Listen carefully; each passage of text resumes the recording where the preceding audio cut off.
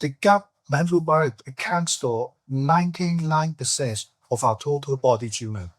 In fact, our human cells only account for 1% of the total body genome. That means the gut is truly our second set and major set of genome and all.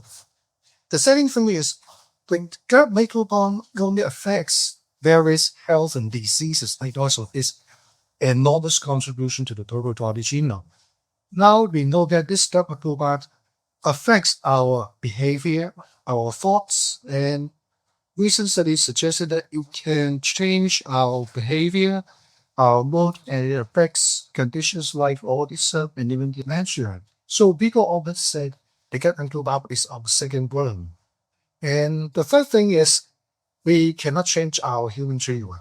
The genes from our parents we can't change them, but we can always have this enormous potential to manipulate our gut microbiome to improve our health and even cure diseases, nutrition,